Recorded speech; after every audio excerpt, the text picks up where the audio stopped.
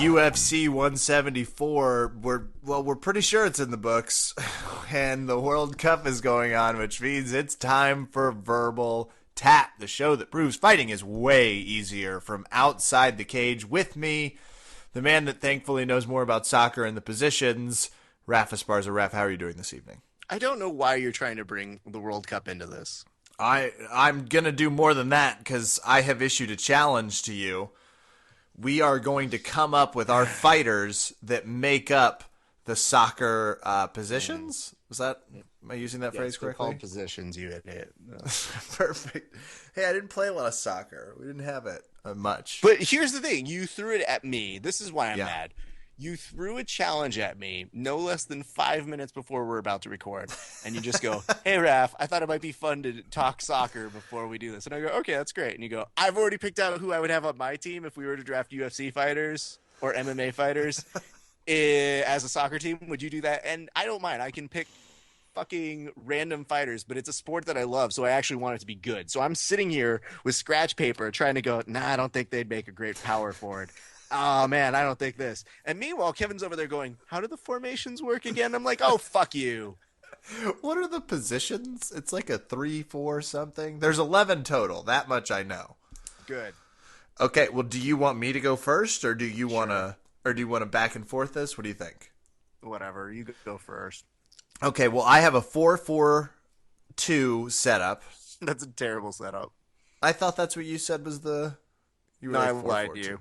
Oh, I was awesome. totally just fucking with you. Well, it doesn't matter. My team's so good. I've got a 4-4-2. It's going to be great. So I'm going to start with the front line, the strikers, and the wings. Mm-hmm. Jose Aldo and Demetrius Johnson are going to be my top two. They're going to be my inside two guys. Mm-hmm. Jose's the obvious choice. Outside, I have Benson Henderson on the right, major kicker. And I have Renan Barão on the left. I already see holes in your ideas, but really, okay, go on. I feel like everyone in the world is just already like, damn, that's a team. Next line. Was it midfield? They're midfielders, or you can call them halfbacks if you want. Halfbacks. Perfect. I have Frankie Edgar on the far right. Okay. Followed by Anthony Showtime Pettis. Inappropriate. Followed by... What's that? I'm just telling you, it's inappropriate. You shouldn't put him there. Okay. Then I have Donald Cowboy Cerrone right next to him. Love his attitude. Think he's going to make a lot of funny soccer comments. And then I have Uriah Faber on the outside because, he's got the hair for it. Okay. My back two, and this is genius. This is sheer genius. Mm-hmm. John Jones and Carlos Condit. Teammates already. John Jones will not lose a header. You're so bad at this. You're so bad at this. Hold on, because terrible. I still have my goalie and my coach. And my goalie is obviously Anderson Spider Silva, because with a name like Spider, you're going to be the goalie. Mm. Coach, Chuck Liddell. Drops pen. Okay. I dropped my pen. You shouldn't drop your pen because it's embarrassing. So pick the pen back up. Okay, I'll pick it up, but holding it. I'll tell you this much. As I tell you my structure, and if we haven't lost people already, then I don't know how the fuck we can lose more people by going from one niche sport and including it into another niche sport. But all right, if you're still with us, listen to this, you guys. Real Spocker fans will be with me here. I'm actually going with a 2-4. What is this? Am I going 1, 2, 3, 4, 5, 6, 7, 8, 9, 10, 11? Yes, I am still remembering that correctly. We are going with a 2-4-3 sweeper and goalie configuration. Up front with our power forwards, we're actually going to go with Showtime Pettis because he's faster than Kevin believes, so he shouldn't be put in the halfback field. Reason being, I want him to strike fast, and I want him to strike effectively, and you know what? He's going to make it flashy. Right next to him is going to be Donald Cowboy Cerrone because he needs to be up for it. If you have a smaller guy like Pettis, you need to have a little bit lankier guy so that he can move, because otherwise the people in their backfield are going to push them around. Kevin would know this if he played the sport. In the midfield, we're actually going to have we're going to have an interesting set, because what Kevin was failing to do was recognize people like Frankie Edgar can give a shit about soccer. So you can't make people give a shit about soccer. Therefore, I had to take out people like Tim Kennedy because I'm like, he's too goddamn American. He wouldn't know what to do. Yeah, you're right. And Tim Kennedy. that also definitely. comes with Nick Diaz, who I thought would make a wonderful power forward. But he doesn't give a fuck. He'd be like, "What the? Why am I like just doing this? Fuck this nonsense. I'm just gonna go get high." So then, I thought about who runs a lot, and I was like, Bisping and Schaub have great cardio, but would they really be power players? And the answer was no. So I left them out. This is what it's going to look like at midfield. Joe Lazon, because I feel like I've played soccer against him. I can't prove it, but I feel like he looks like about 90% of the people I was matched up against with at the half field. In the middle, I'm actually going strong with two veterans, which is Vitor, because he's Brazil. And you know what? He's going to fight his heart out until he dies. And I think he might. But it'll And be he's worth on it. steroids. So. Exactly. Right next to him is going to be GSP because guess what? He's got to play soccer because he's foreign. Okay. So there's that. On the far right, unexpected, but Ronda Rousey. I thought about that's funny. Love it. I actually love that. I think Belfort is a terrible choice, but I love Rousey. You can't think he's a terrible choice because he actually knows soccer, and most of the people that you were picking, you weren't doing that extra step, and that's what I was thinking. So let's go to the backfield. Kev, this is why it's important. You need a bad-ass, strong support team for your defense. If you don't have good defense, you don't win games. Well, who better to stop people in the center than Cain Velasquez? Hard to say. Because you know what? You can try and outfight him, but if I know Cain very well, he's going to push you up against the sidelines and then just beat the shit out of you there. Right to his right-hand side, you've got his main man, Alexander Gustafsson, because dude is going to put on pressure on people against there. Also tall and lanky, which goes up against any of their power forwards being tall and lanky. And over on the far left side, and this is one you weren't thinking about, Uriah Hall. Oh, yeah, Why is that, genius? He's he literally nearly kicked someone's head off. So. That's right. And you know what, Kevin? You know what you're not thinking? Sometimes you need somebody who takes corner kicks over to the side who get power. More importantly, that backfield can kick a ball all the way down to the other side of the field, which guess what? Your power forwards are going to be at. So let's talk sweeper, Kevin. Who better to be a sweeper position? You know what they do? Clean up after everyone's done. They're janitorial. No. Okay. No, not janitorial services. Well, they need a new name then. No. The sweeper is somebody who can basically play any position and can basically go with just about any sized opponent. And there you've got Chris Weidman. I feel like Chris is great in that position because he's got good cardio. He'll actually take it to his opponents, and he's strong on defense. And I think he could play offense if he needs to. But I guess the real question is, Kev, you're sitting here, you're asking, why hasn't Raph mentioned somebody? Yeah, that's what I am thinking. Who's my goalie? Who is your goalie? Any guess? Any guess? You haven't mentioned Jose Aldo, Don't need him. a notorious soccer player, actually in the UFC. You're gonna go with someone tall. I feel like Bubba the Menace McDaniel. I'm not. I don't trust him. He's too American. Too Texas. Yeah, too much. Exactly. Texas. I put John Jones right then and there because Ooh. John Jones can't utilize his elbows, but when he's goalie, has the ability to do so. And you know what happens when you get that close in proximity? You A start lot bleeding. of my coaches taught us ways that you could, within the rules of soccer, keeping your hands in, take down people. So I fully believe that John Jones would be a very aggressive goalie. In terms of coaching, you and I went different sides of a coin, but I went with Chael Sonnen because no one's going to trash talk harder than him. And I also put on my sub list, we have Uriah Faber, who I think is good, but not enough to put on my main goal, and John Dodson because, I mean, he's going to smile all the time, and he's good for morale. You have good insider knowledge. I like that about your choices, but I can assure you, and fans, let us know, Team Kevin or Team Raph, who you think will win. Just tweet us at VerbalTapCast or leave your comments in the iTunes section with a rating. I swear we will read them. Let us know. That's good. Raph, I'm in love with the World Cup. I love the uniforms, and frankly, I think we've come up with some really good ideas. Are you ready to move to the 1-minute review and the results for Over Under Kevin and bring on our friend Amici? Let's do it. Hey, Verbal Tap World, do not forget to please leave us a little rating.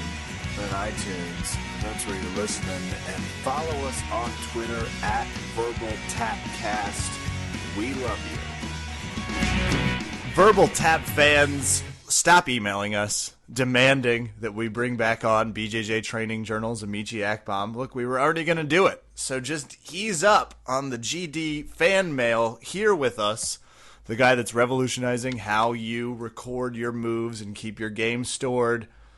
Here, probably just for a fresh ass beating, Amici Akbom. Amici, how are you doing, sir? I'm doing well.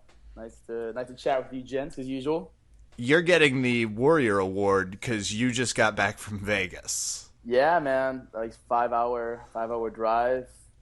Brought my luggage up, hopped in a shower, refreshed, pounded a half of 5-hour energy, and now I'm on with you guys. Cool. So we have you for about 2.5 hours then. There you go. Essentially with that. Yeah. Perfect.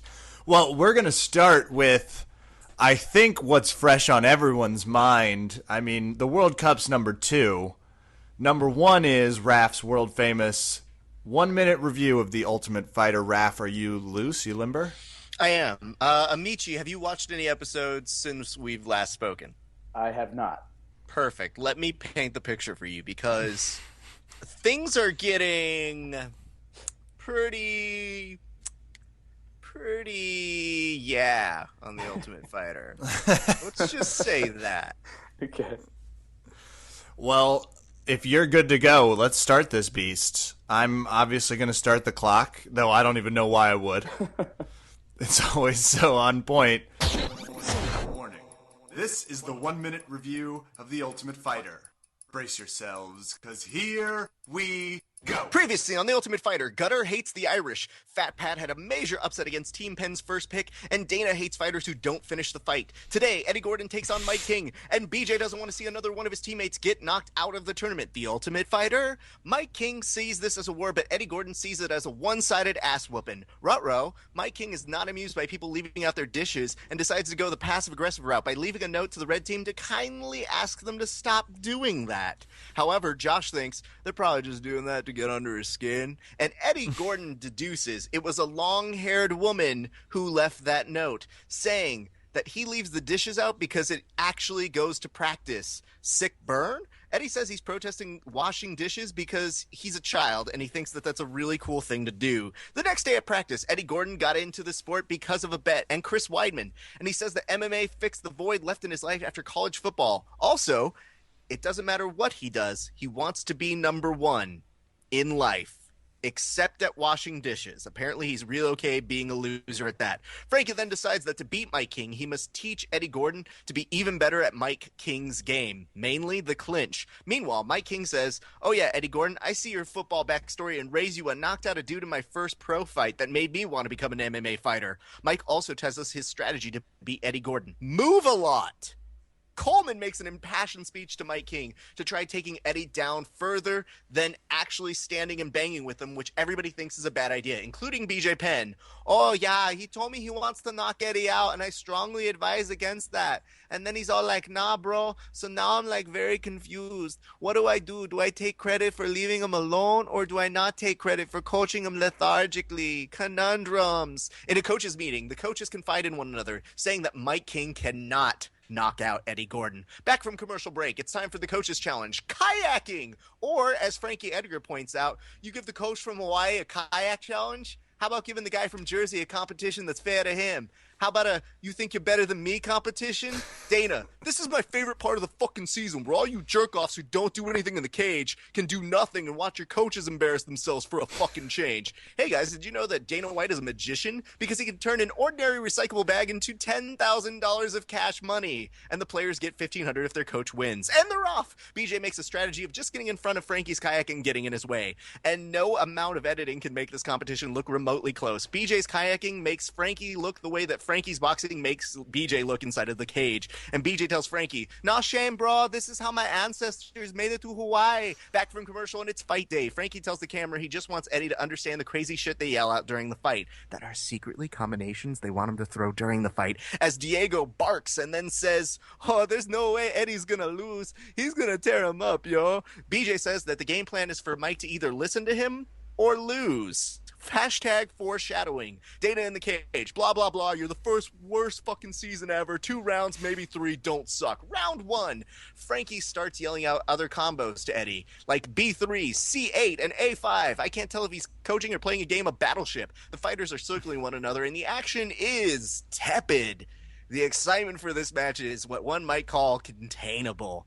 Mike King is probably getting the better of the exchanges. I don't know. I'm hardly paying attention. Round 2. Eddie's coming out strongish. And after a minute and a half, Mike King throws his first significant strike. A nut kick, maybe? The blue team says that was a no-low blow and contests it. 30 seconds later, Eddie retaliates with a legal blow of his own, straight to Mike King's eyeball. Yay! Now everyone's even. And Mike King tells the ref he can see just fine, even though we all know he clearly can't. And BJ yells out, hit him again! Again! The coaching picture-in-picture camera slowly turns into the BJ Penn disappointment shots. Stop fucking chanting ole ole. Nothing is happening, goddammit, blue team. Oh look, Mike King does so much better when he gets a takedown. But hey, what the hell does BJ Penn know? End of round 2. Frankie asks if we're going to a third to Dana, and Dana says, hold on, I'm fucking finding out, dick. Round 3. Now both fighters are pulling back entirely, and the bald father is not happy. Somebody better throw a fucking punch already. Literally nothing of note happens in this round. One more eye poke or nut kick, I'm not even sure, and I don't care. Oh yeah, Mike also fights like a pirate at this point. End of fight.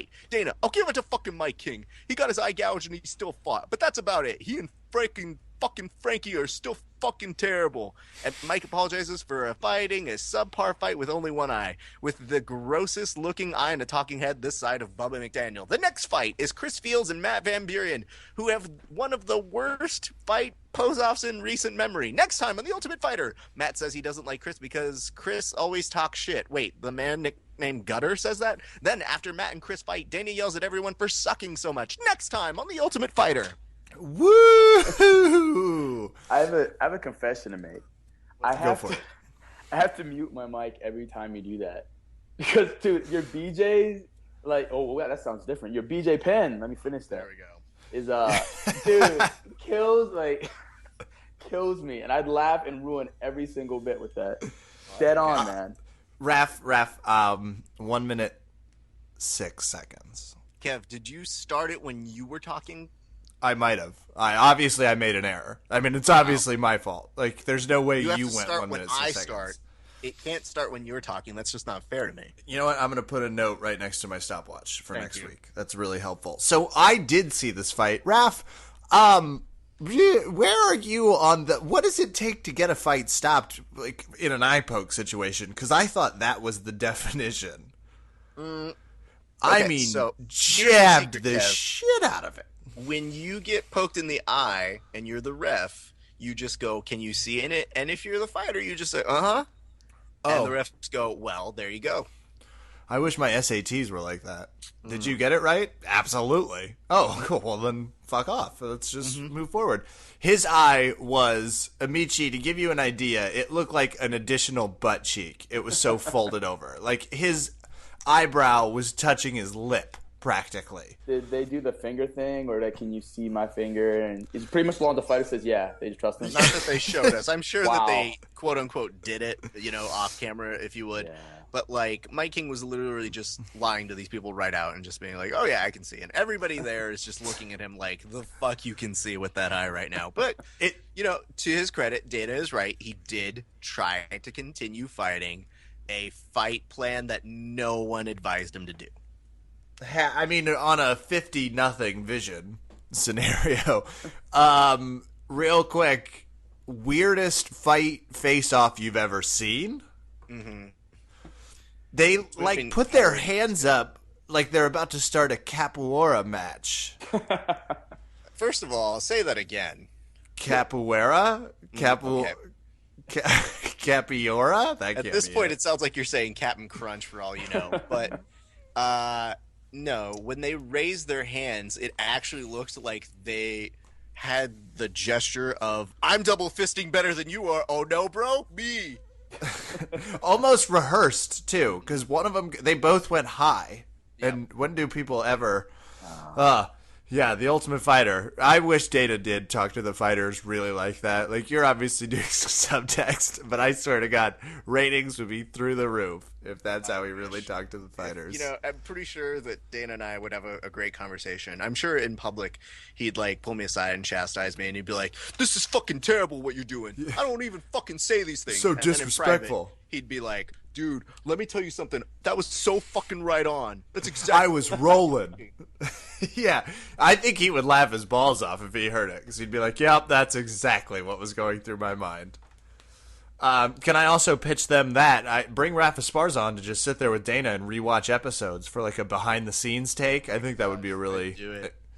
again, I would do it in a heartbeat, man.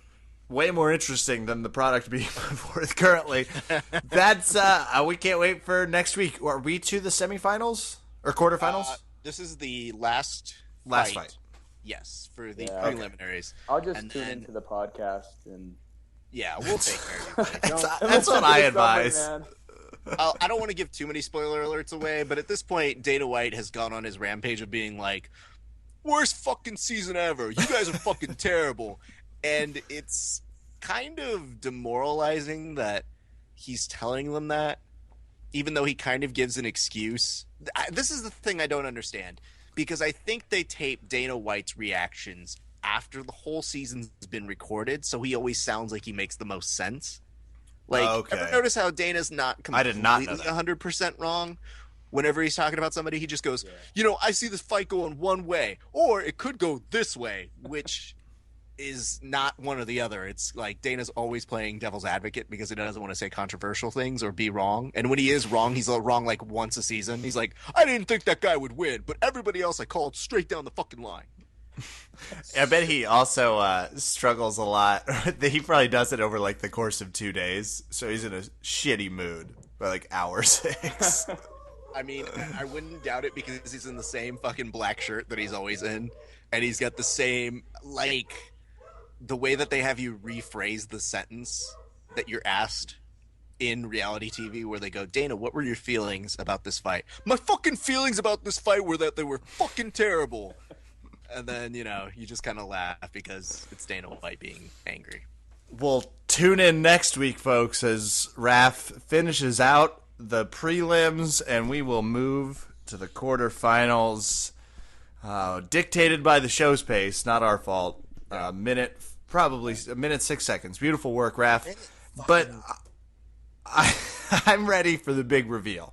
I'm ready to find out if Amici has to put an asshole-ish picture of himself on Facebook for a day. For 48 hours, I believe, was the deal.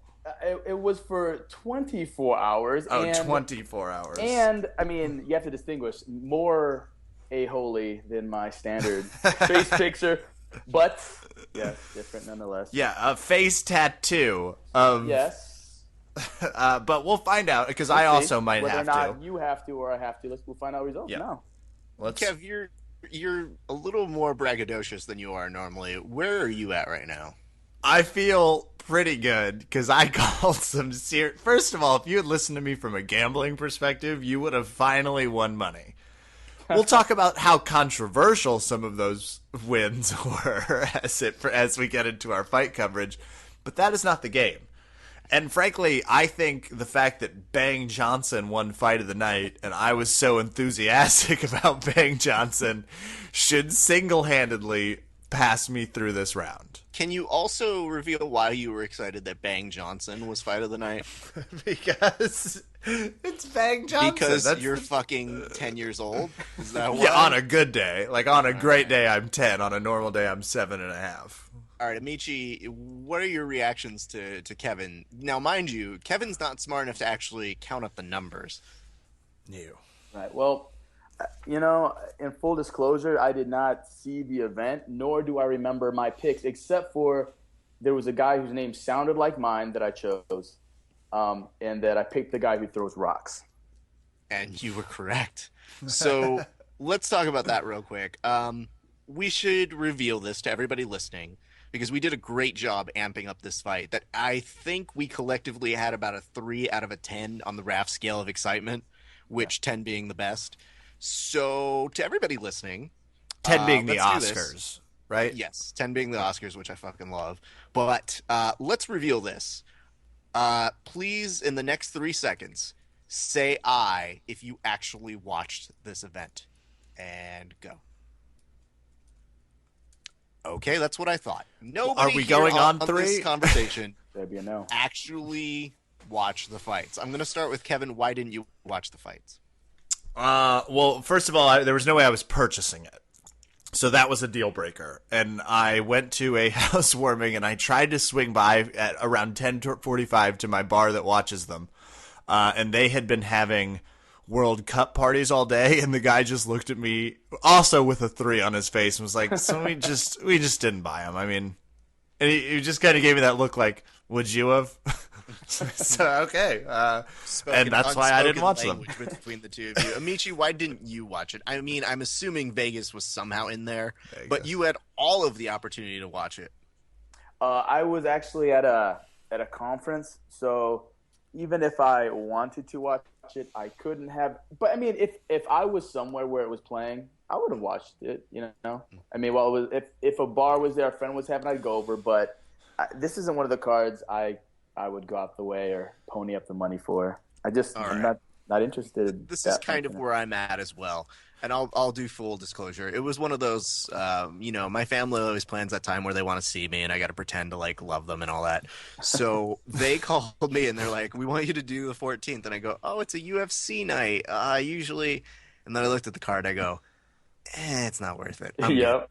I'll take this one off. I could be there. And as I told Kevin off air, I said, you know what? UFC, I think this is a nice way of saying there have been fucking 4 cards in a row. I'll see you in July. Thank you. And it's worth noting, every pundit, because I looked into the coverage a lot, and I got some highlights, which were few and far between. I had talked to Raph on Sunday and was like, hey, did you catch the fights? I was like, no. He's like, and apparently no one did. And every pundit that I watched a review or any article I read also took note to say that no one was watching this fight. Wow. Yep. And it'll be interesting to see what the pay-per-view numbers are. But yes, I would be surprised if it cracks more than 250K. Wow. And I have a feeling it's right in the 200 range because the UFC pay-per-views as a whole have been going down and down and down. So they're in a rough spot. They need to reevaluate that. But this was kind of a nice way of revealing to all of you, our listeners, that yes, we don't get to see every fight. We love to see all of the fights. However, in this case, I think you can understand that we are bringing you the best coverage that we didn't care about. So, having said all of that, let's talk results. How badly do you guys want to know the results? 10. 10? Driving home, that's all I thought about from Vegas. Okay, hold on. I'm going to go back to Kevin. Are you sure you're at a 10? 7, now that you've further questioned. Okay. I'm a little nervous for you right now. Okay. Because what have we learned about Kevin, which is when Kevin really builds up his confidence, that's when the shit hits the fan. In the face of adversity, I tend to err on the side of just thinking I'm right, and that has not gone well for me in the past of over-under Kevin. No, that's not. So, Kev, I'm going to go ahead and just break it to you, okay? Go for it. I'm at a 5 now with your tone. Okay. So you know. It's dropping by the second. All right. I'm sorry to inform you that you are no longer a loser. Kevin Phillips. So you are not the father. Woo! Oh, it feels as good as it can. Hold on. Let me just sing 5 verses of Amazing Grace, if you don't mind, followed by the national anthem. Then I'm going to give the audience a little sound show of what it would sound like if I were running with lions. Okay, you guys just sit put for an hour. I'm going to do that, and then we'll finish. Oh, that feels amazing. I'm going to go ahead Hot and mute damn. Kevin for a second. Kevin, shut up. Good. Amici, here's the thing. Yeah. No one's ever lost to Kevin. Right. So my first question to you is, how does it feel to have been the worst? Like the worst ever?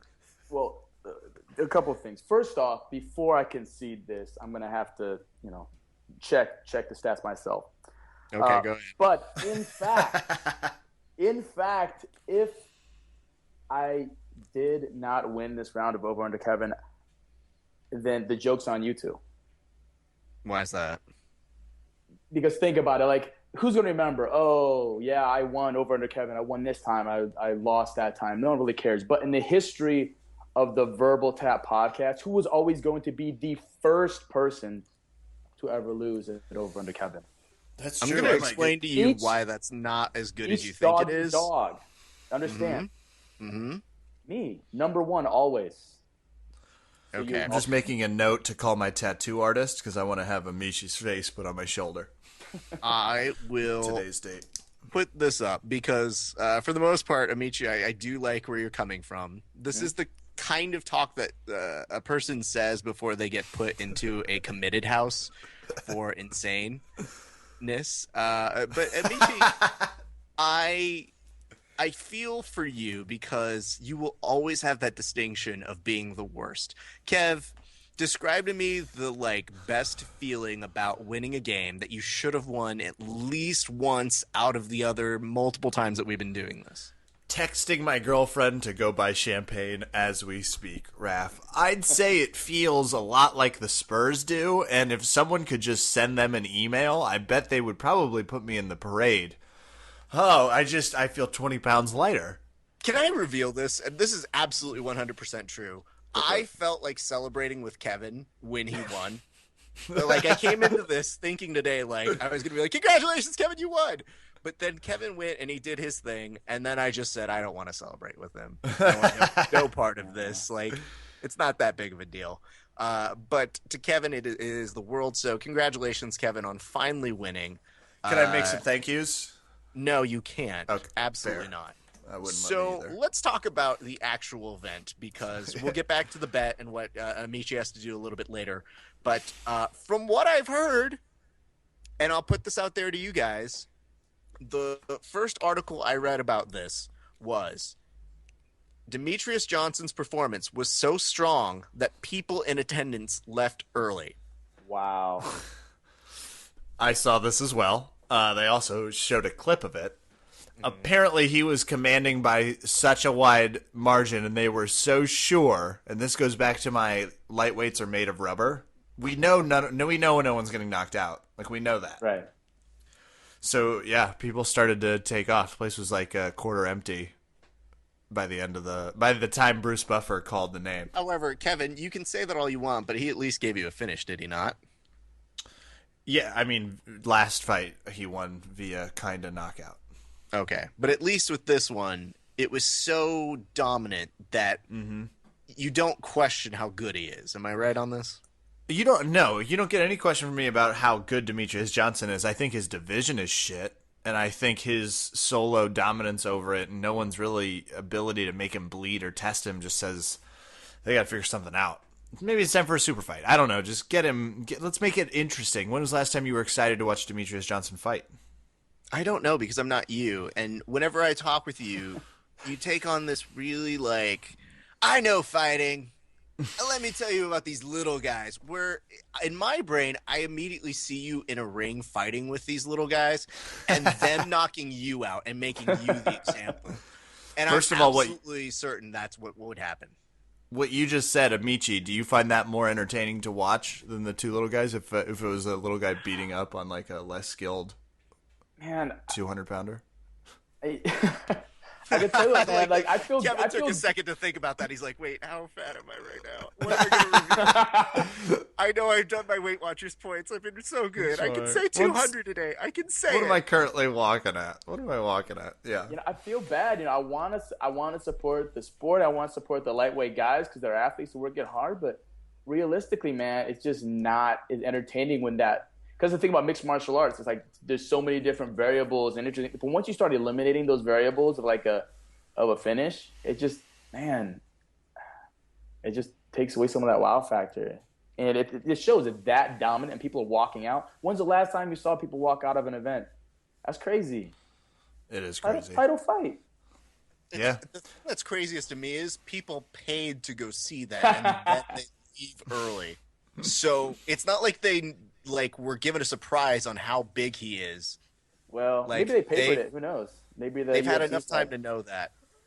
It was in Maybe. Vancouver, so did we have to pay them to go? Maybe. Do we I don't know say what the this, rules Kevin? are. Do we pay Demetrius like a few more bucks to like meet up in a weight division class with Ronda Rousey? Would that make a fight? Oh, you are a fucking genius. Yup. Watching that fight. Up. All right, I just wanted to make Absolutely. sure wherever your logic was. Don't stop throwing ideas out there, sir. You are on fire. Yep. Scale of 1 to crazy, how shocked were you Rory McDonald beat Tyrone Woodley? I know nothing about this card except for I really scanned it on my iPhone as I walked to my car.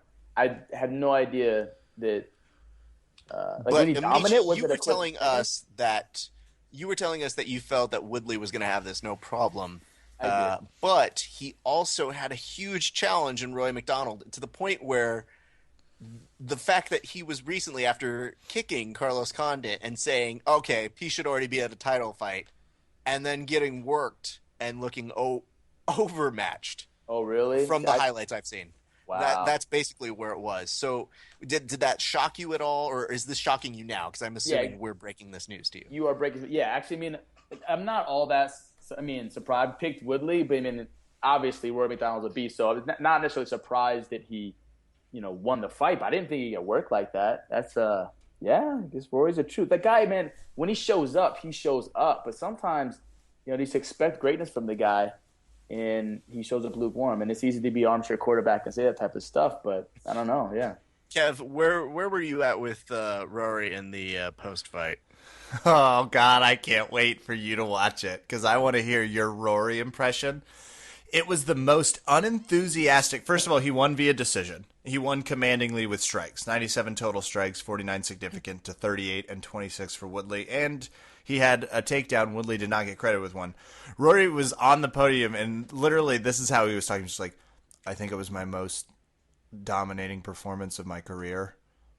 Except I obviously didn't knock him out, but there's nothing I would have changed except maybe knocking him out. And it's a lot of backhanded things like that. And somebody asked him about the title contention. He goes, well, I obviously I think I'm the best, but I respect that there are two people in front of me that are maybe better. It's like, wait, do you think you're the best, or do you think there are two people that are better? And he just kind of kept going back. And I honestly, just if I had watched the post-fight presser, I would not know Rory McDonald won the fight. I would only kind of understand that he was mildly excited by his performance. So stay tuned as Raph gets to mimic the Canadian was he dressed eventually. like a hipster? Yes. Oh man, damn it.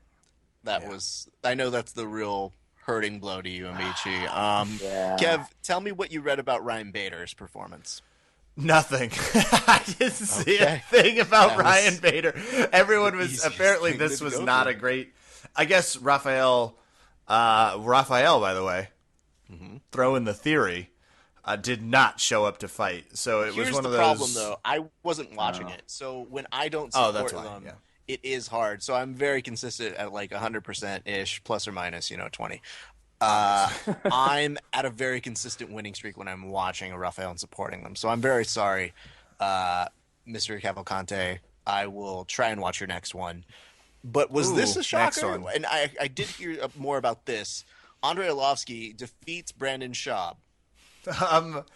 From everything I read, people were like, "What?" There's everyone. It's really hard to tell how. So I'm just going to read you the numbers. You tell me. So Andrei Arlovsky wins by decision. He had 40 strikes to Brendan Schaub's 65. Okay. 12 significant strikes to Schaub's 30. 0 takedowns to Schaub's 1. And it was 0-0 submission attempts. Was it that? Yeah, I mean, I did see a photo of Brandon Schaub after, and he did look a little busted in the face. So that I understand. But this goes back to people. I did see a few people on boards as this fight was going on, because I was following along as it was happening, saying like, Schaub got robbed. And I thought, you know what? I don't care. Are there cases of fighters that you've seen who have gotten robbed that you just go, I don't really mind. It's fine. It's Brandon Schaub. He ran away at Metamoris. He deserves this. The jiu-jitsu community holds a grudge. We really do. We are still not over the Shab running away from. I mean, it I doesn't love matter what he does in life. I'm pretty sure he could be Brandon Schaub president to jiu-jitsu people, which now that I've out loud said that, I realize how many things would have to happen to become no president. shit. But, Hey. go ahead. Think back to the fight analysis from the victor here. Amici, you're going to want to take notes, I imagine. He's dating Ronda Rousey, you know? That can be distracting. He thought he had it all, and then turns out he didn't have the judges on his side in Vancouver. So, do you think Ronda basically pulled him aside and was like, ooh, no dinner because dinners are only provided for people who finish a fight? dinner is for winners. I was waiting for that one. Yeah. I will say this. So, Rousey, sure, could throw a new wrench into it all. But, Kev, the biggest news maybe from the entire event, there was a submission where someone had to verbally give up. Yes. How There's a do you phrase for that. think they credit it as? I'm sure they said this submission brought to you by Rafa Esparza and Kevin Phillips' hit show, Verbal Tap. No. The audible they did not. acquiescence. They said verbal submission. You know, it's hard not to take it personally. You know, Amici's a good third party. I think we can ask him. Amici, do you feel like them calling it a verbal submission is a direct insult? Like it's their way of saying, fuck you to Raph and Kevin. You know, I think that after they got the results of the fights, they're like, Kevin's going to have all that la la la on his face. So the big FU, I think that's, yeah, absolutely. No question. Thanks, Dana. Appreciate it. Okay. Uncle Dana Akpom. Is that the... That's his true. Yeah. That's his true name. Look Raph, at So us. what the fuck? let's do this. Amici, what were the stakes and what do you have to do now? Well, Amici, the number one first ever to lose at Over Under Kevin will go down in the history books as this. Oh, Every say it time again. Kevin brags about this, he will be touting the name of Amici and BJJ Training Journal. I will be putting my beautiful face and honoring everyone on Facebook with, I think, writing verbal tap on my forehead and V pleaser under my eye, I believe. If I recall correctly. That sounds perfect. That I think sounds that's what it amazing. sounds like. So 24 hours, as a matter of fact, thousands of people will be able to enjoy that piece of artwork. Can I ask that you also maybe put it up on the banner so it's kind of bigger for the average Ooh, person? wow. Oh, On God. both? Well, no, just one. You choose which one. Maybe pronounces you it. won, and I Let me live tell up you to this, my bet. Amici. He doesn't know how to ask you what to do because he's never been in this position before. He's always a like, first. what do I have to do? I have to write a song. I have to cut a promo. I have to Yippee. do a Christmas card. I'm so sorry. So now he's in this power position where he's just drunk with all this authority that he's trying to see whatever he can get from you. You know what? You're welcome. I'm giving you this opportunity. See, look, as you can see what I'm doing, I'm pulling a Chael Sonnen. All you have to do is own whatever you've done, act like you did it on purpose, and tell, like, say you're welcome to the other person. It completely flips it around. Wait. So yes, absolutely, you're welcome. Go ahead. You're the winner. I graciously will either use the cover image or the profile picture, whatever you prefer. Perfect. And you just let me know when you're going to be doing that so I can share your Facebook profile with everyone I know 7 to 12 times. Well, Amici, we want to thank you for coming out and not just participating, but for giving Kevin his first win, and more than that, always being a good sport and being so great. We want to encourage people to go check out bjjtrainingjournal.com, and we hear there is going to be a BJJ Training Journal for droids, right? Yes, sir. It's already an iPhone. Droid's gonna be coming out hopefully before we even hit August. So I got the next beta version emailed to me this morning. So yeah, It's man. about goddamn time because I have sorely needed it, and I'm ready to just be able to use it. I'm not going to say it's stunted my growth because there are a lot of problems that have happened in my jiu-jitsu career, but I would say that it's probably holding me back. Let's do that. So get it out there as soon as you can, because Yes, it's a sir. great tool, and we love having it on. We love having you on, buddy. So I love you can we help guys. you out That's with any awesome. quick shout outs before we get you on out of here? Shouts out to Rafa Sparza and Kevin Phillips, and yeah, man, BJJ Training Joel, man, I really appreciate the support. You know, this is a one-man show at this point, so the fact that so many people are actually downloading it, using it, and like sending messages and stuff, I mean, I love it. So thank you to everybody. Beautiful. All right, guys, be sure to check out bjjtrainingjournal.com. Thank you so much again, Michi. We will catch you again later on, buddy. Ron, brother, thanks. Maybe he should get better at UFC picks in his training journal. Clearly, I didn't program that into the app. 2.0.